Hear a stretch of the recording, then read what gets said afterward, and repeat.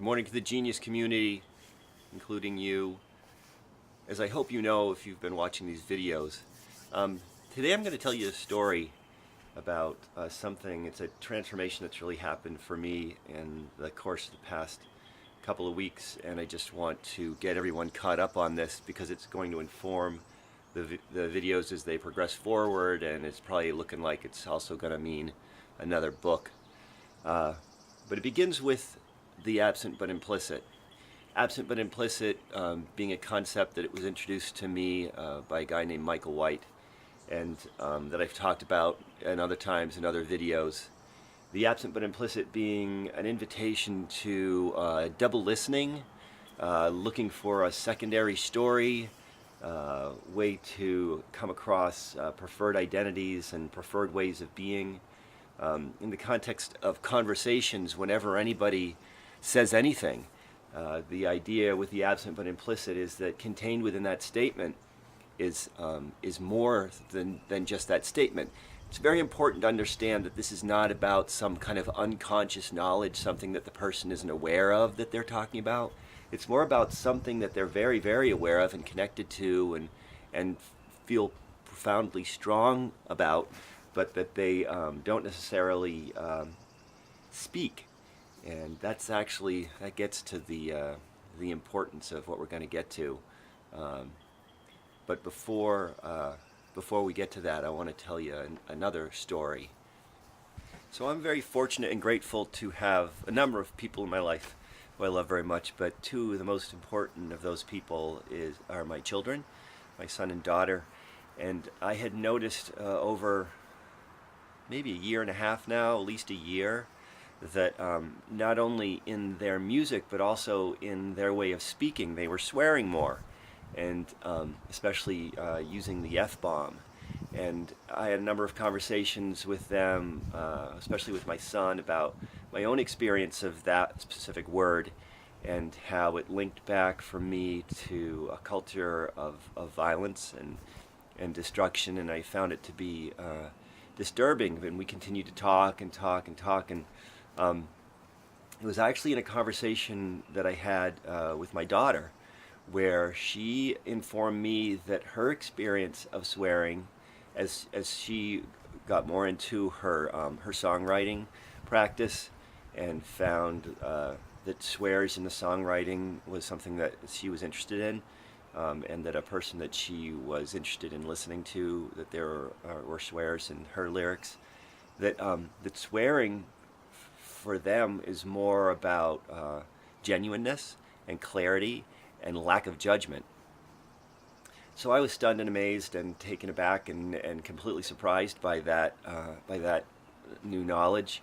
And I went forward and talked to my son, kind of included him in the conversation about that, and talked to some other parents in the context of their kids. And sure enough, seems like what's happening here is that there is this desire for more forthright language, more direct language. The idea of not being judged by people who swear more was profound for me, but also this notion that the people who are more genuine and real and direct in their language swear. So in the process of taking this all in, I started to wonder about where we've come to in this 2017 year. And here we are in a situation where the one of the most profound reasons why we've elected the president that we currently have here in the United States is because people believe he tells it like it is. He speaks the truth, and so this all is kind of washing over me, and I'm getting more and more sort of knocked on my back foot about how we've come.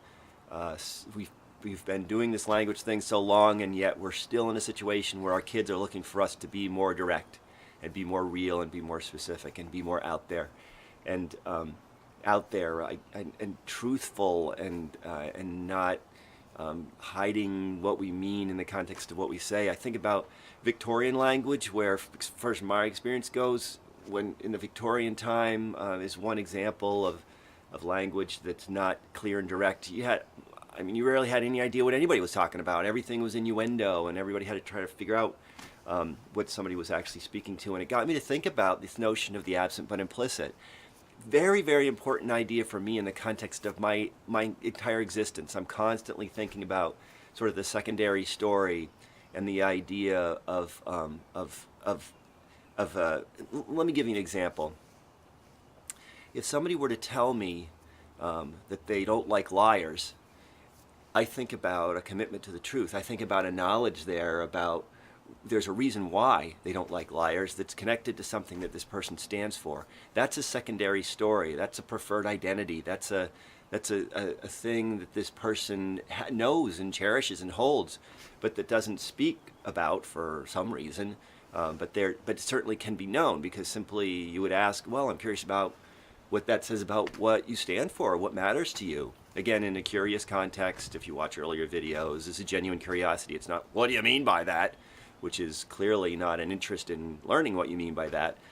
It's more an assumption about what you might mean by that. But the notion that that we mean something by the things that we say, and it links through this absent but implicit idea, is very profound for me. But this is a new way of thinking about the absent but implicit, and so that I start to reel all these things together, and the Victorian language and the swearing that my kids are doing, and they're being interested in people who swear because they're more genuine, and I'm like, so what if the absent but implicit, along with sort of a gateway through to the secondary story, is also a description of how we speak in the context of these pre-secondary story ways of speaking instead of being out there with what we actually mean. And so I'm like, how could that be described? And this notion, and so then I kind of flipped around the absent but implicit and came up with the present and explicit. Present and explicit. Now there's two extraordinarily important points there.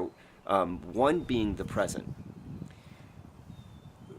By contributing the notion of present to this, it's not just about saying whatever occurs to you. It's not about a complete disconnection from the effects that your words might have.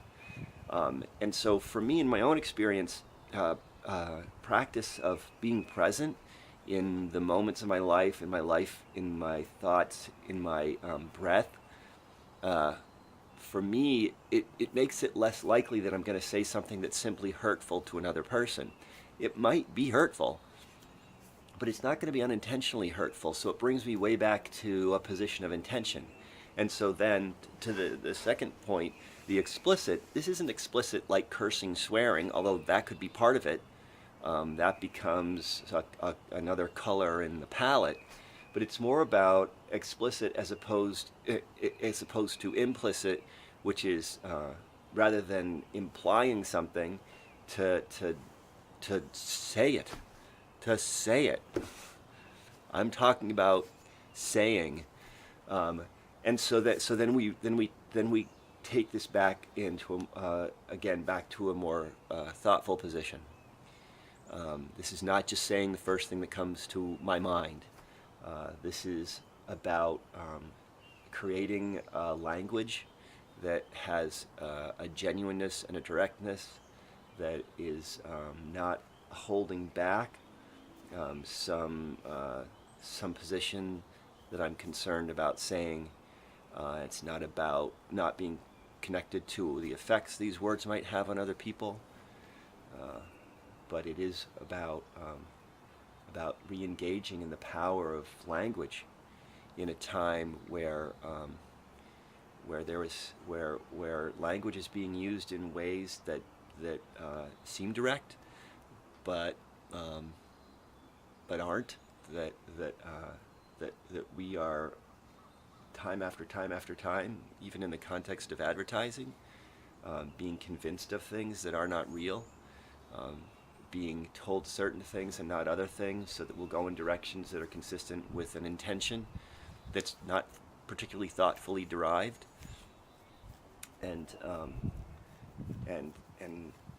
that the consequences of that kind of language could be quite dire for us as a species. And so the possibility that this present and explicit language may allow us to come together as a species in a way that will allow for the continuance of us as a species is something that I'm kind of excited about. And so, so that's going to be it for this video. This is sort of the introduction to the absent, but implicit derivation of the present and explicit, which is something that I've been developing over the past week in the context of my own experiences and interactions, failing, making mistakes, but trying to evolve this into something that's a part of how I operate, and with the hopes that it will have some contribution to me and my experience, my own life, and the lives of the people around me. And so, so you can look forward to further videos where I will be talking about the present and explicit in a way that might help to modify language so that it can actually help us start to deal with some of the real problems that we deal with. Not only as a culture in the United States, or one of many subcultures here in the United States, but perhaps in a larger context.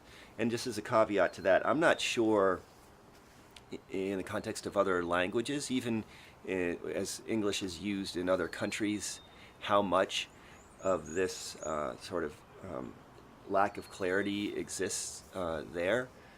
So I'll keep my comments specific to my experienced culture here in the United States. But if you're watching this from another culture where your primary language is another language and you find this useful, then all the better. But that's it for today. Really appreciate you watching.